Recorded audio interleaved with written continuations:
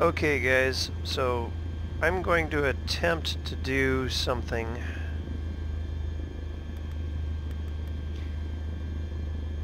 that I haven't done in a while, so just be forewarned. But I'm going to attempt to do an instrument approach, the old school method, the way that isn't really practiced anymore. These days aircraft have a glass cockpit and you have a virtual image of the world outside right there on the screen, so it's like looking out the window. But the old way, you had these gauges and you had to rely on those. You had to rely on something called an instrument scan, which meant that your eyes primarily stayed here, and occasionally they'd look over here and then back to here, and then back to here, and back to here, and down here and back to here, and so on and so forth. And you tried to use your peripheral vision to see whether, to give you information about what the aircraft was doing. It took a lot of practice to do this. Like in your peripheral vision, you'd have to see if you were climbing or descending, if you were turning, stuff like that. But in any case, yeah. Sorry, fiddling with the mixture. So it's an easy thing to do nowadays, but prior to GPS, Garmin cockpits, and so on and so forth, these kinds of things are actually somewhat difficult. This is supposed to give you cockpit lighting, but I don't see that it's going to do that. In any case, doesn't matter. Alright, so I'll go ahead and attempt to do this one. This is an airport I know really well. I've been flying flight simulators ever since Flight Simulator came out. So we're talking like 1982, 83. I've got about, tens of thousands of flying hours on the sim.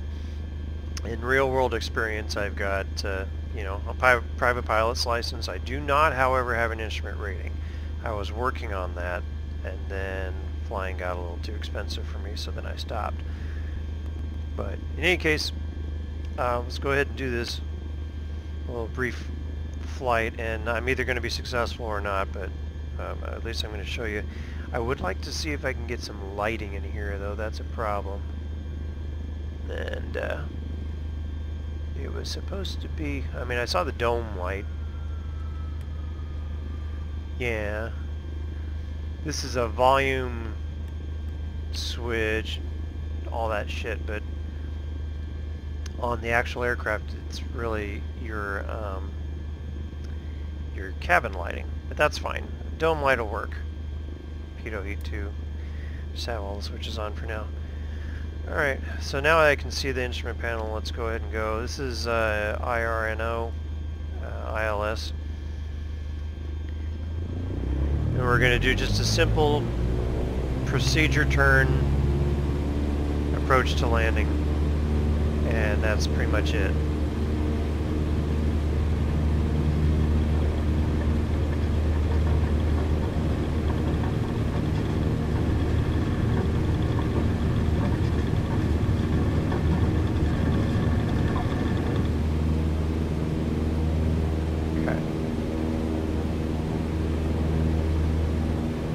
So I set the weather so that it's absolute crap. We won't be able to see anything here in a little bit, and that's fine. That's what we want.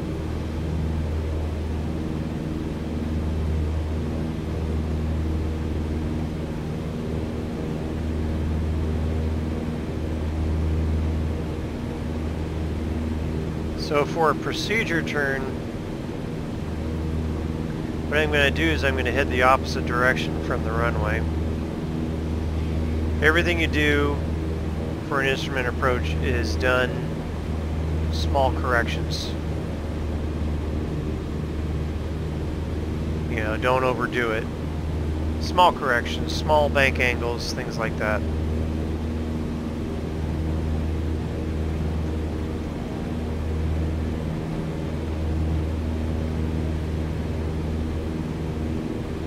What effectively we'll do is we'll get up to a good comfortable altitude. There's an aircraft heading for us. We'll get up to a good comfortable altitude and we'll head the opposite way, the reciprocal direction, which is about here.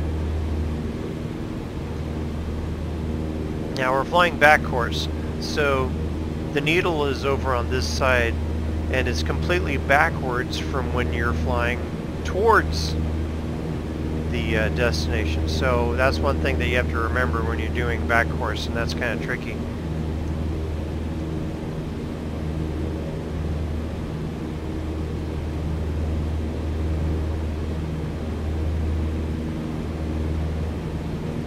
Okay, glide slope came live. You can see we're way above it.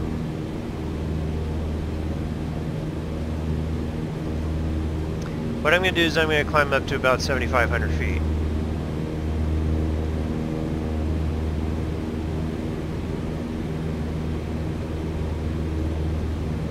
And the idea, of course, is give yourself plenty of distance. I don't have approach plates for runway 16 right at this airport, so what we're going to do is standard procedure, call it a procedure turn, and then hopefully, you know, without hitting any mountains and such. I'm actually surprised we're able to see anything at all. I was hoping it would be a lot worse, but this is fine.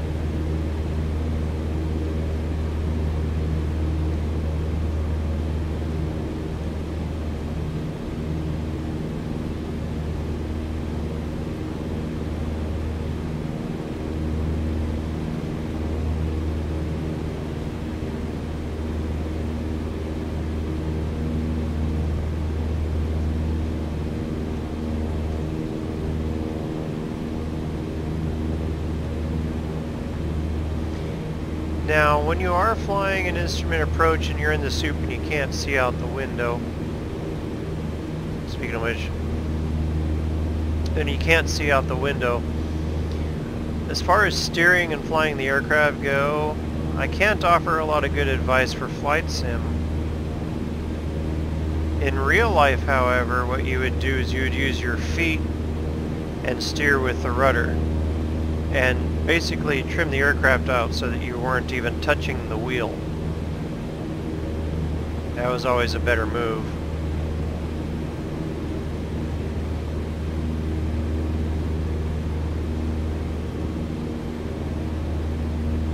So I'm going to go ahead and turn my heading to about 10 degrees or so to the left.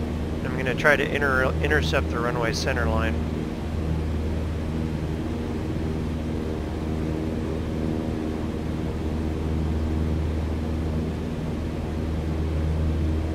And for this, I'm using the rudder.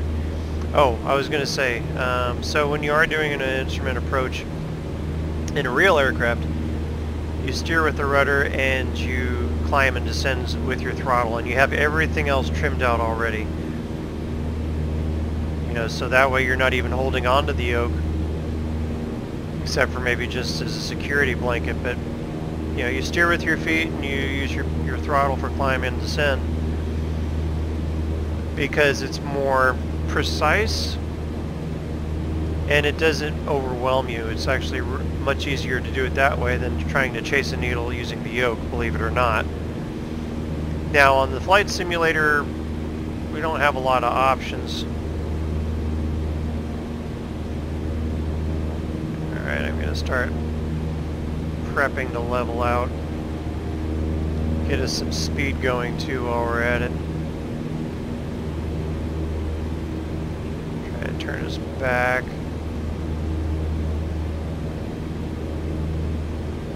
That'll work.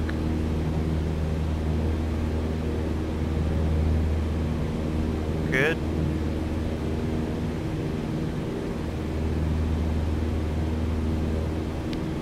Good. Excellent.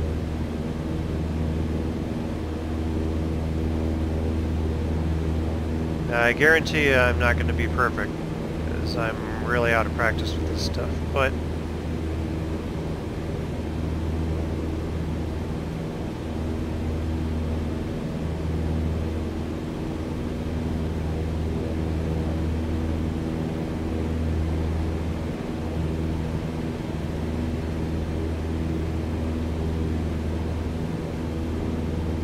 not picking up the runway center line just yet.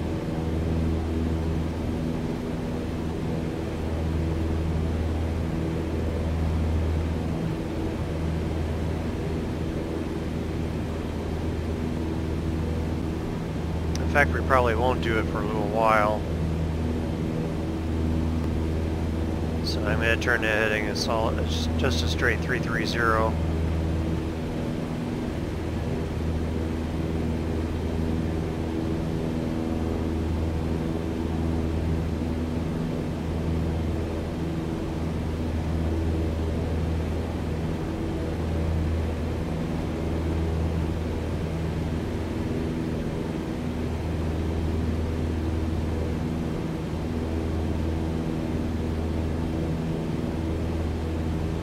Got a little bit of bump and grind going on. A little bit of chop. Ah, the needle's moving. So you can see now the needle's starting to drift towards the center. Means that we are intercepting the runway center line. So that, in that case, you start to gradually turn it back onto course. 344 would be the course, although keep in mind the winds will knock you around too, so you're going to get what you're going to get.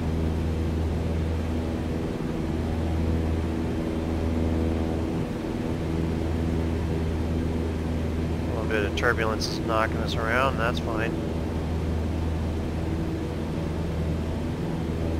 Okay. So now we're crossing the glide slope. You can see the other needles moving up to the center.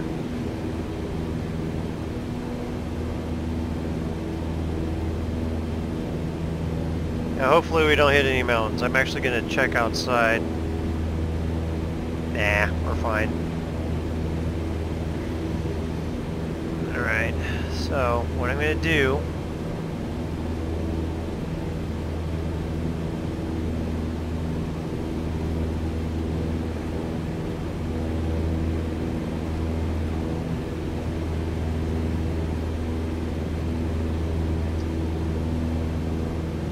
trim up. I've been losing a little bit of altitude. See? This is what I mean. I'm not perfect.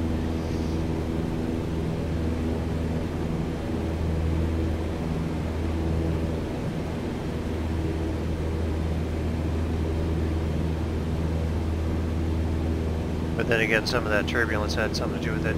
Okay, so we're safely under the glide slope now. At this point, we start making a 45-degree turn. Before I do, I'm going to hit the runway center line. I'll show you a little trick.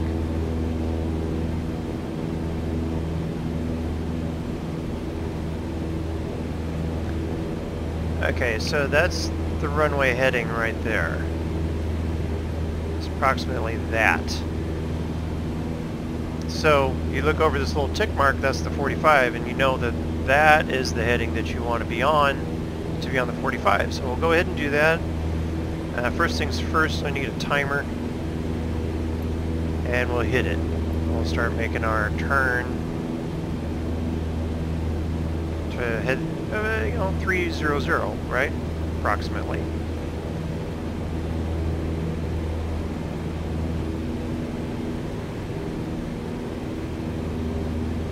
And a coordinated turn would be a good idea, although don't overwhelm yourself. Gentle turns are good. And there you go, just roll out. Anyway, watch the timer.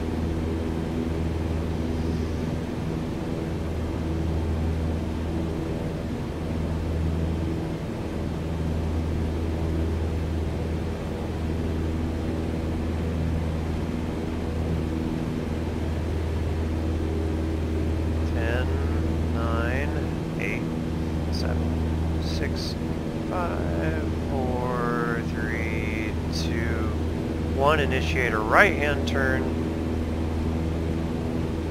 Try to make that one a little bit more coordinated. That 2-minute thing that you see right there, that means that the 360-degree turn should take 2 minutes. This one's going to take 1 minute.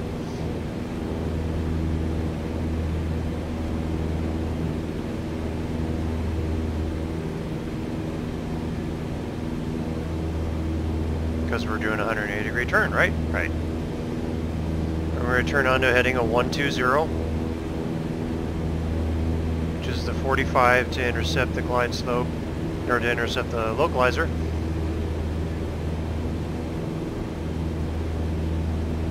Oops, got a little shallow there. That's okay. We're already intercepting the runway center line, so we can forego turning on to 120 and just turn on to 165, which is the approximate heading. And so we overshot the runway center line, not a problem. We've got time. We've got distance. We know where the runway center line is, we just did it.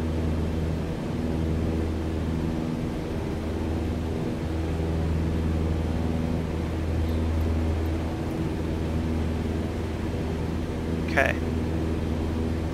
We'll go take up a heading of about south.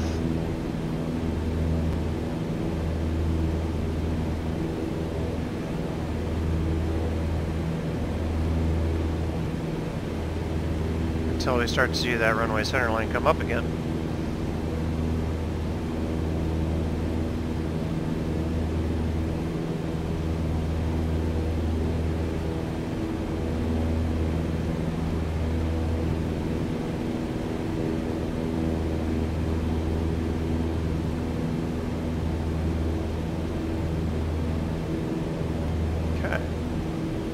Holding our 7500 and heading 180 approximately. Glide slope is coming down first. That's actually bad. You should be established on the other one first, but that's fine.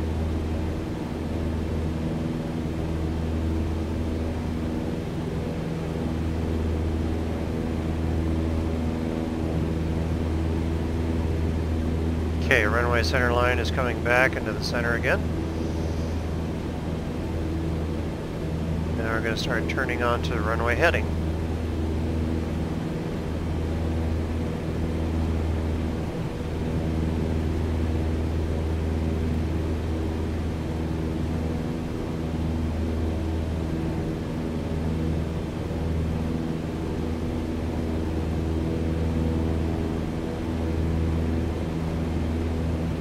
Okay, I'll hold at a 170 heading.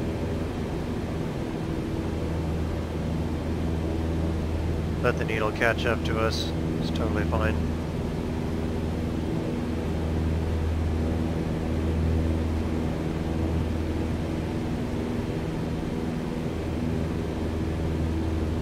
Okay, but we are coming up on the glide slope. Now you're supposed to establish the center line first. We didn't do that. I don't know why. So I'll go ahead and pull some power back.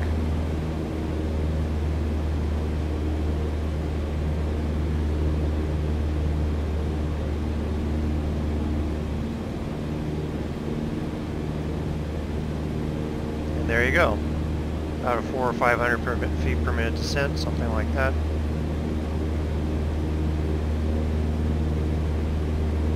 But the runway center line, we're getting up to it. That's not a problem. We're a little bit off. We're not that far off.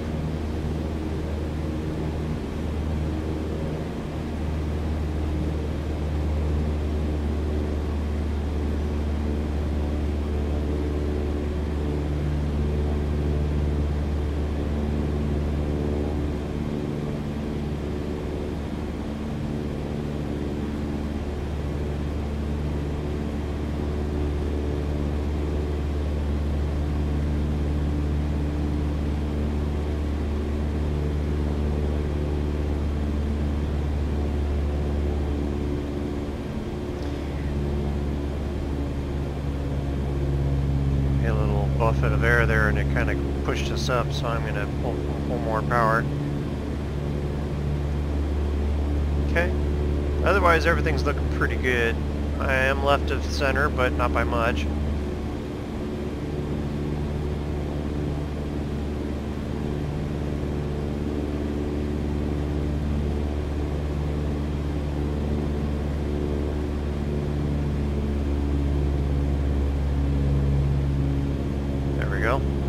If you do start to get high, so you just pull more power, right?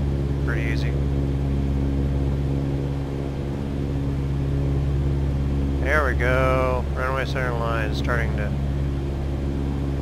act like it wants to behave now.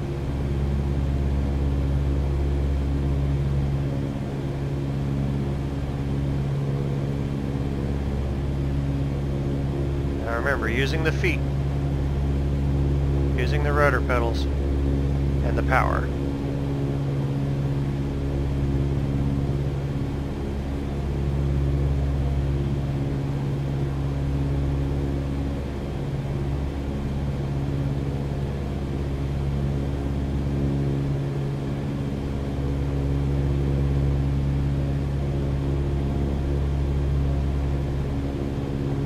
Good.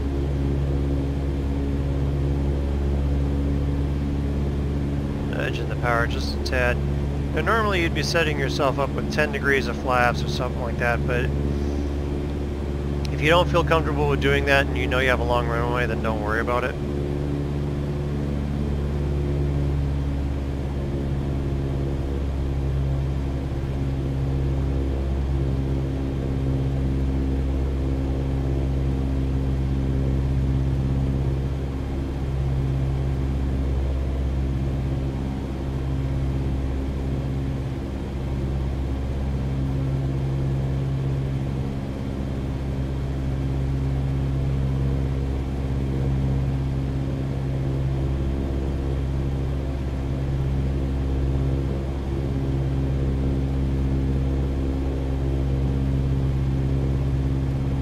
Doing it like this, really.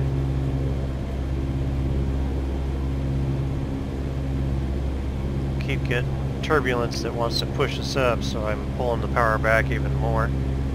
Now we're a tiny bit low, so I'll bring in more power.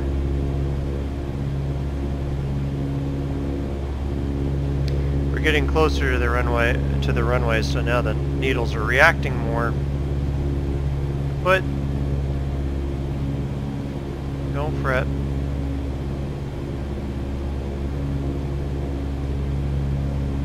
And check it out. There's our runway right there. I kind of cheated a little bit though. I wasn't going to do that until another 1,000 feet away, but oh, speaking of which, yeah, barometer's good.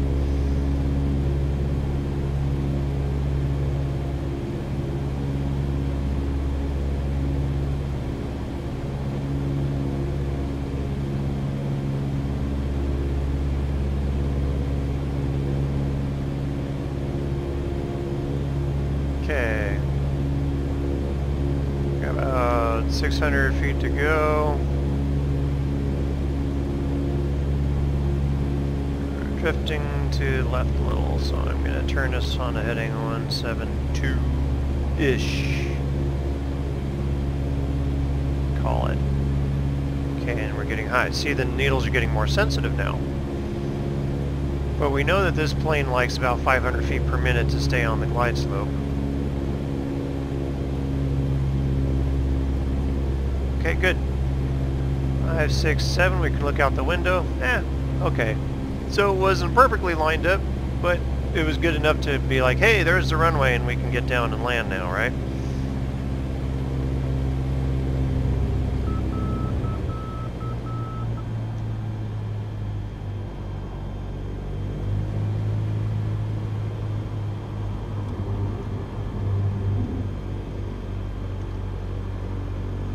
Go ahead and land it.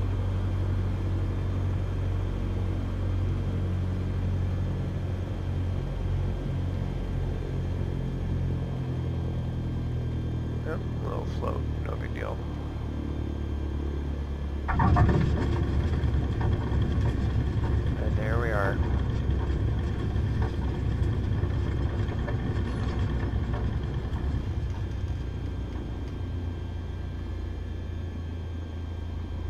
Alright, that's how that one's done, for the most part. So, that's how you do an approach to land using instruments only. As you can see, it's not easy, and requires a lot of practice. But, in any case, that's it. So, hope you enjoyed the video. We'll talk soon. Bye.